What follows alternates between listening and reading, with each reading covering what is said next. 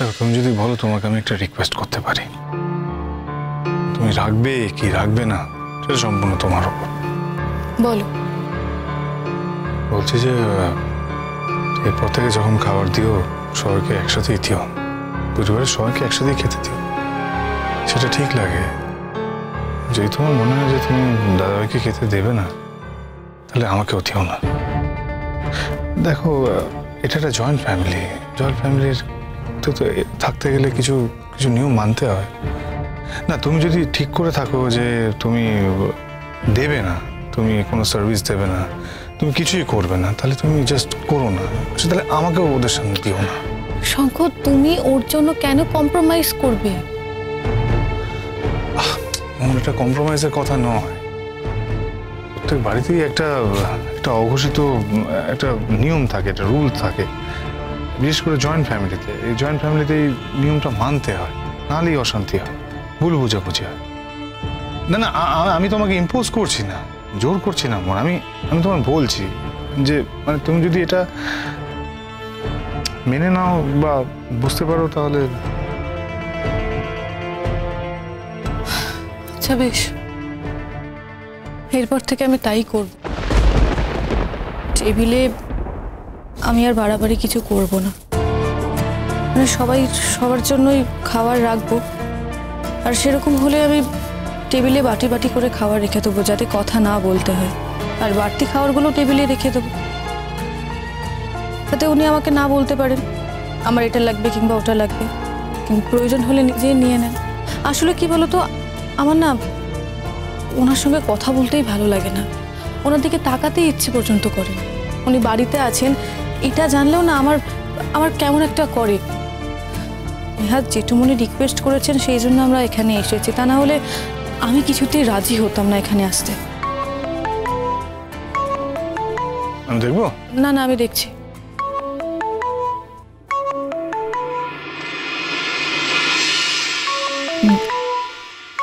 দিদি ফোন করেছে। হ্যাঁ, ধরো না। হ্যাঁ দিদি, বল।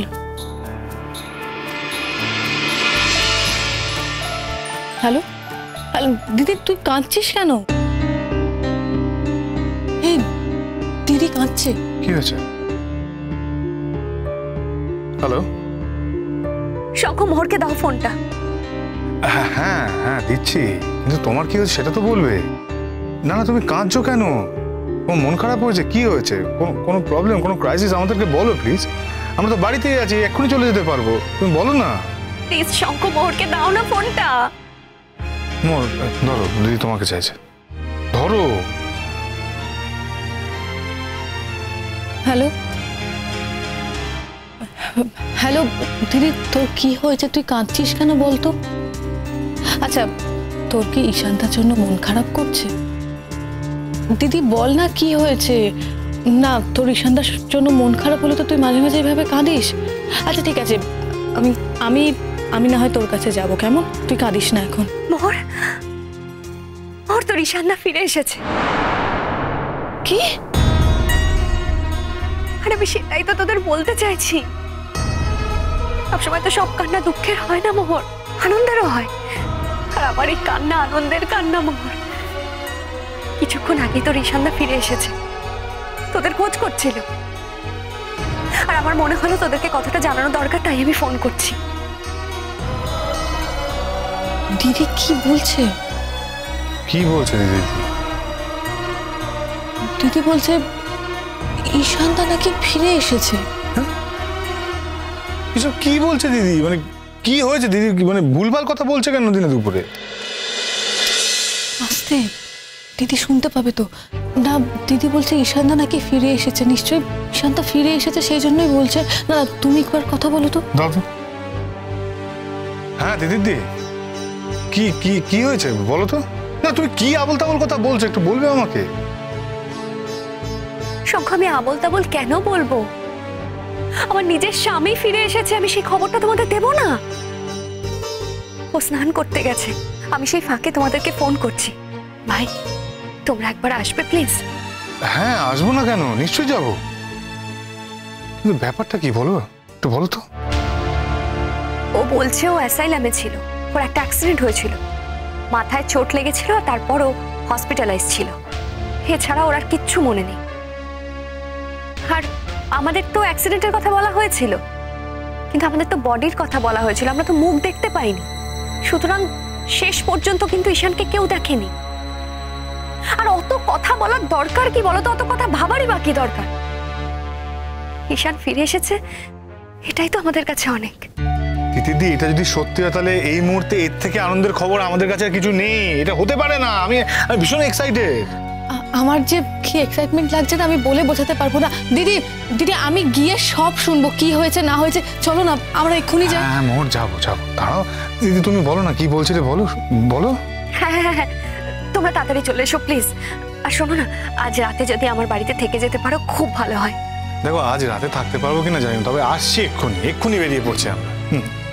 শঙ্খ, মোহরকে একবার দাও না ফোনটা। একবার দিচ্ছি, ধরো ধরো ধরো। বল দিদি। দিদি, আমার যে কি ভালো লাগছে না। দেখলি, তুই আমাকে বারবার বলতি যে তোর জীবনটা মিথ্যে। মিথ্যে নয় রে দিদি, সবটা মিথ্যে নয়। দেখ, ঈশানদাকে তো তুই খুব ভালোবাসতিস। ঈশানদা তোকে ছেড়ে কোথায় থাকবে বলে? ঈশানদাও তোকে খুব ভালোবাসে। দেখলি তো, ঈশানদা আবার তোর কাছে ফিরে এসেছে, আবার তোরা একসাথে হলি। দেখলি তো মোহর, আমি না কেমন একটা ঘোরের মধ্যে রয়েছে জানিস। আমি এখনো বিশ্বাস করতে পারছি না। আমি নিজের সাথে কথাও বলতে পারছি না। আমার চোখে বারবার জল চলে আসছে।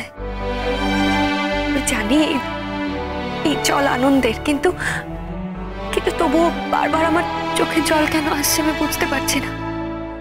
তোরা আয় না, তাড়াতাড়ি আয়, আমি ওয়েট করছি তোদের জন্য। শোন দিদি। হ্যাঁ বল। আমরা তো একভাবে ঈশানদাকে বিসর্জন দিয়েছি, জাগতিকভাবে ওর কাজ করেছি, ঈশানদার শেষকৃত্য করেছি। তুই রঙিন শাড়ি আর পরিস না, সিঁদুর তুলে দিয়েছিস। ওই জন্যই তো কাঁদছি রে। একটা মানুষ বেঁচে আছে, অথচ আমি তাকে মেরে ফেলেছি। দিদি, তোর কি দোষ? তুই কি করতে পারতিস? মোর, ওইসব নিয়ে এখন কেন কথা বলছো? ঠিক আছে, যা হয়েছে হয়েছে। আমরা তো কিছু জানতাম না, দিদির তো কোনো দোষ নেই। আমরা তো জানতাম না, কোনো কিছু কেউই জানতো না।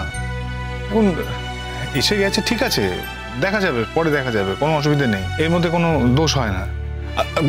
বরঞ্চ বলো যে আমরা আসছি এক্ষুনি। হ্যাঁ বল। মোহর, হ্যাঁ বল। আমি তো সব নিয়ম মেনে সাদা শাড়ি পরেছি, সিঁদুরও তুলে দিয়েছি।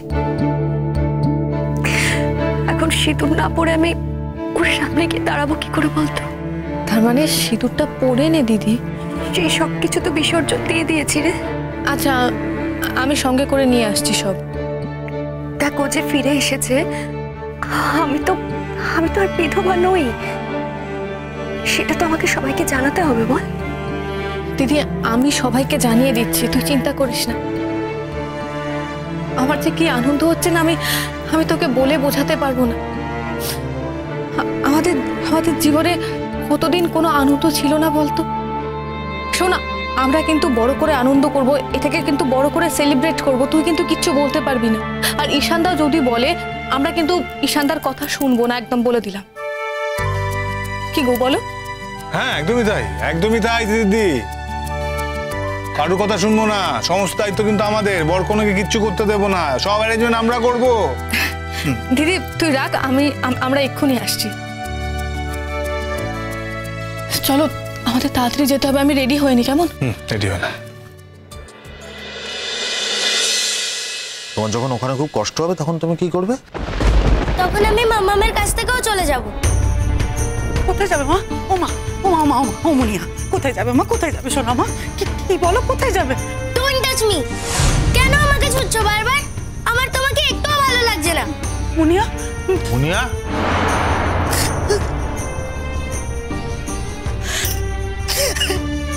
শ্রবণাদি, প্লিজ কেঁদো না, প্লিজ কেঁদো না। ও নিজের মধ্যে নেই শ্রবণাদি, বুঝতে একটু সময় লাগবে। সেই সময়টুকু দাও প্লিজ। দেখছি কোথা থেকে কি হয়ে গেল। একদিন এসে সব কিছু তছনছ করে একেবারে সব উলট পালট করে দিয়ে চলে গেল, কিন্তু কি বাচ্চা রাখতে পারবে? সেটাও তো পারবে না। তবু দখলদারি নেওয়া যায়। এতদিন তো নিজের সর্বনাশ করেছে, তারপর তো আমার ছেলের সর্বনাশ করেছে, এখন এই পাকাপাকি ভাবে এই মেয়েটার সর্বনাশ করবে।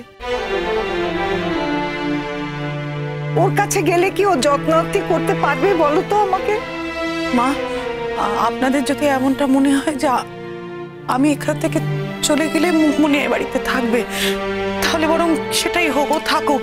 সোমনা, তোমার কোথাও যাওয়ার জায়গা নেই, সেটা আমরা খুব ভালো করে জানি।